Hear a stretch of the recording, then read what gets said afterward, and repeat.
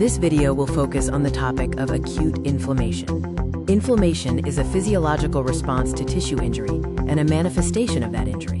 While generally beneficial, it can sometimes be harmful and lead to disease. Inflammation is classified based on its time duration into acute inflammation and chronic inflammation. Acute inflammation is the initial tissue response to injurious agents, lasting from a few hours to a few days.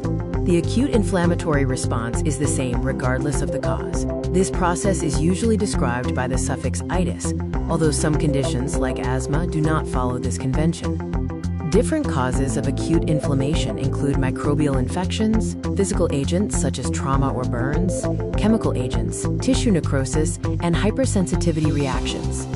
The key features of acute inflammation are redness, warmth, swelling, pain, and loss of function. These 5 cardinal signs have been historically recognized as the hallmarks of inflammation. Here we can see the redness and swelling characteristic of cellulitis and acute inflammation. This image shows the redness, swelling, and blister formation, also signs of acute inflammation. A blister is an example of fluid accumulation, a feature of acute inflammation. The underlying mechanisms are redness and warmth due to blood vessel dilation and increased blood flow, swelling due to exudate accumulation, and pain due to stretching and chemical mediators. Loss of function is a result of the pain and swelling.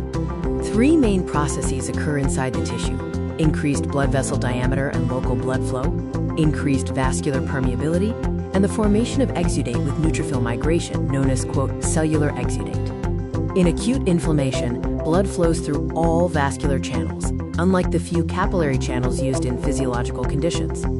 This diagram illustrates the difference between normal circulation and the vessel dilation seen in acute inflammation. Observe the dilated pulmonary capillaries, which are characteristic of acute pneumonia.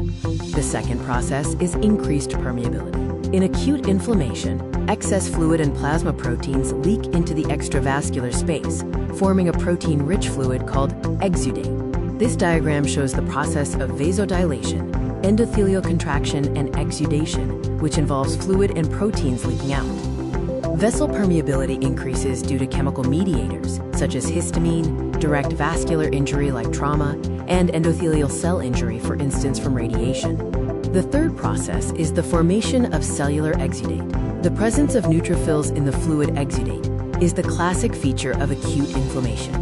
Neutrophil migration involves several steps, including margination, pavementing, passing between endothelial cells, and finally passing through the basal lamina into the adventitia. The slide is blank, no voiceover is provided. This image highlights the large number of neutrophils found within the exudate, confirming the presence of cellular exudate. This is an example of acute inflammation affecting hair follicles. Acute inflammation is mediated by chemical mediators released from cells, such as histamine and prostaglandins, and from plasma, involving the complement, coagulation, and fibrinolytic systems. Acute inflammation has both local and systemic effects on the body. Systemic effects include fever, malaise, anorexia, lymphadenopathy, high ESR, neutrophil leukocytosis, and anemia. Most local effects are beneficial, but some can be harmful and occasionally life-threatening. Beneficial effects include dilution of toxins, entry of protective antibodies, transport of drugs, delivery of oxygen and nutrients, and the killing of microorganisms. Harmful effects include the destruction of normal tissue and swelling, which can be life-threatening, such as laryngeal edema in acute epiglottitis or cerebral edema in acute meningitis. The outcome of acute inflammation depends on the type of injury and the tissue involved. Possible outcomes include resolution, which is the usual outcome, repair and organization, or progressing to chronic inflammation if the causal agent persists. Excess necrosis can lead to suppuration, which may result in a discharge of pus. Resolution is the complete restoration of the tissue to normal.